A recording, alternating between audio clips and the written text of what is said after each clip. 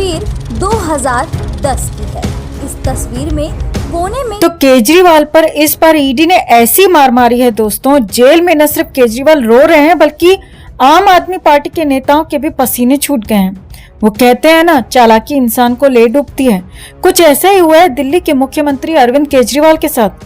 तरह तरह के हथकंडे अपनाने के बाद जब केजरीवाल ने चली अपनी मास्टर स्ट्रोक चाल तो ईडी के पलटवार से सब कुछ हो गया ध्वस्त। तो आखिर क्या थी केजरीवाल की ये गंदी चाल, कैसे ईडी ने कर दिया पलटवार और अब आगे क्या होगा इसका अंजाम, आपको दिखाते हैं, बताते हैं सब। आप भी इस खबर को ज्यादा से ज्यादा लाइक और शेयर कर अपना प्यार और सपोर्ट दिखाएं और कमेंट में इसे लेकर आप भी अपनी बात, अपनी राय जरूर रखें। चैनल के साथ जुड़कर चैनल को सब्सक्राइब कर हमारी आवाज बने।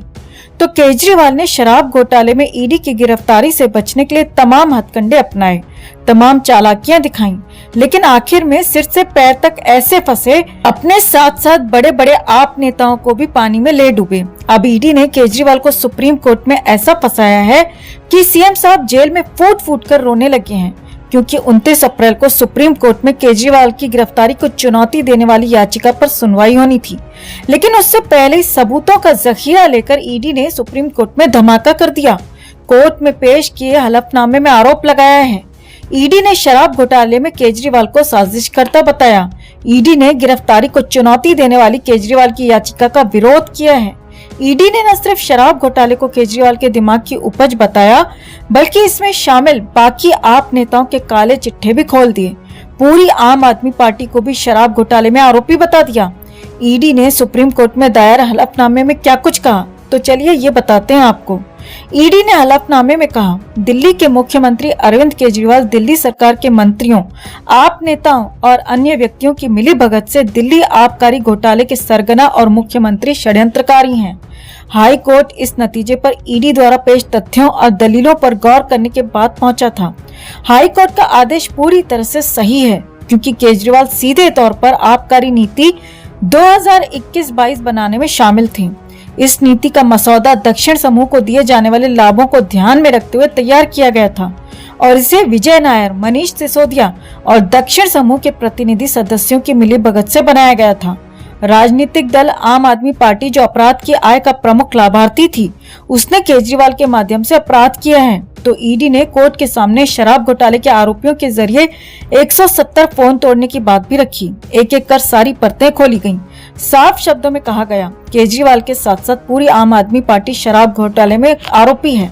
अब अंदाजा लगा सकते हैं कि केजरीवाल तो डूबे ही, आम आदमी पार्टी को भी ले डूबे। अब अगर ईडी आम आदमी पार्टी को अपराधी बनाती है, आरोपी बनाती है, तो पूरी आम आदमी पार्टी पर केस चलेगा और अगर आरोप साबित हो जाते हैं तो जाहिर सी बात है मामले में इलेक्शन कमीशन की एंट्री भी हो सकती है और चुनाव आयोग न सिर्फ आपकी सदस्यता ऐसे में रद्द कर सकता है, बल्कि आम आदमी पार्टी का चुनाव चिन्ह भी जब्त कर सकता है। तो ऐसे में आने वाले दिन केजरीवाल पर भारी पड़ने वाले हैं। और तो और जिस तरीके से सबूत ईडी ने सुप्रीम कोर्ट में रखे, उससे तो जाहिर है राहत मिलना मुश्किल है, आपस जरूर बढ़ सकती है। ईडी का डंडा चलते ही अब आम आदमी पार्टी के नेताओं ने बौखलाना शुरू कर दिया है। फिर से वही आरोप लगा रहे हैं। आरोप लगाते हुए आप नेताओं ने कहा, ईडी झूठ बोलने वाली मशीन है, वो एक जांच एजेंसी नहीं बल्कि बीजेपी की राजनीतिक दल की तरफ से काम कर रही है। ईडी के पास दिल्ली के तथाकथित शराब घोटाले में एक भी सबूत नहीं है। सिर्फ अरविंद केजरीवाल को लोकसभा चुनाव में प्रचार से रोकने के लिए ये सारी साजिश की गई है।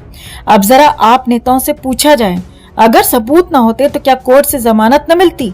क्योंकि कोर्ट साजिश या आरोप प्रत्यारोप पर काम नहीं करता, बल्कि सबूतों पर काम करता है और सबूत देखकर ही हाईकोर्ट ने केजरीवाल की याचिका को खारिज किया था। खैर, आप नेता चिल्लाएं, बिलबिलाएं, कितना भी माहौल बनाएं, एक बात तो साफ है, ईडी ने सुप्रीम कोर्ट में भी केजरीवाल का सारा खेल बिगाड़ दिया है।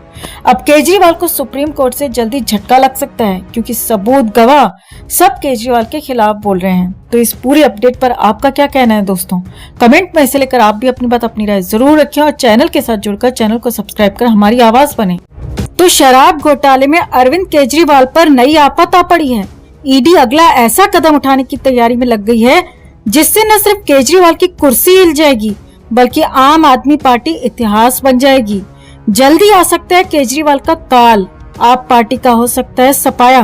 तो आखिर ऐसा कौन सा दांव खेलने जा रही है ईडी? कैसे खुद अपने ही जाल में फंसकर रह जाएंगे केजरीवाल? आपको दिखाते हैं, बताते हैं सब।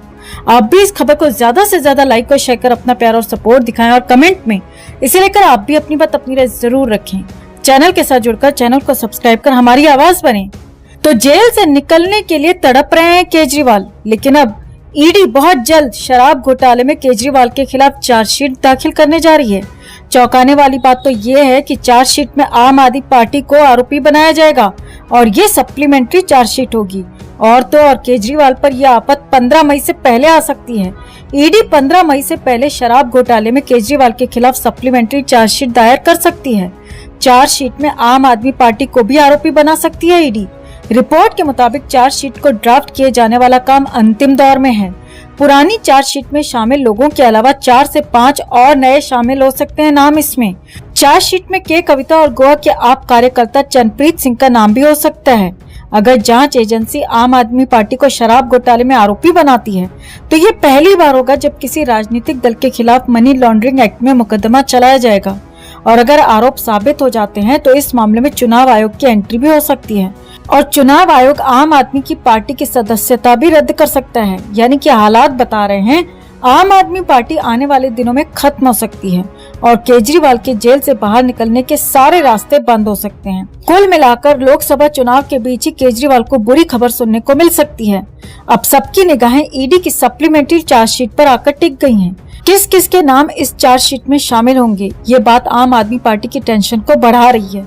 वैसे भी केजरीवाल के खिलाफ इसीलिए भी जल्द चार्जशीट आने वाली है क्योंकि के कविता की गिरफ्तारी को 60 दिन पूरे होने वाले हैं और पूछताछ में ईडी तमाम वो सबूत हासिल कर चुकी है जो शराब घोटाले के आरोपियों की सजा देने के लिए काफी हैं। ईडी के अधिकारियों ने चैनल को दिए इंटरव्यू में साफ साफ कहा, आम आदमी पार्टी को आरोपी पार्टी के रूप में नामित करना एक महत्वपूर्ण कदम है और उनके पास इसका समर्थन करने के लिए ठोस सबूत भी हैं।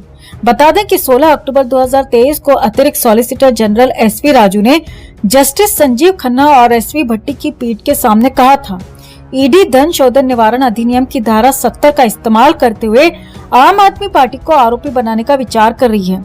ये बात ईडी ने सुप्रीम कोर्ट में तब कही थी जब जज साहब ने आम आदमी पार्टी के नेता मनीष सिसोदिया की जमानत याचिका पर सुनवाई के दौरान पूछा था कि शराब नीति पर सीधे तौर पर लाभ आम आदमी पार्टी को मिला है, मनीष सिसोदिया को नहीं। तो ऐसे में एजेंसी ने अभी तक पार्टी को आरोपी क्यों नहीं बनाया? कोर्ट इस बात को लेकर पहले ही सख्ती दिखा चुका है। तो ऐसे में अब ईडी भी एक्शन मोड में आ गई है।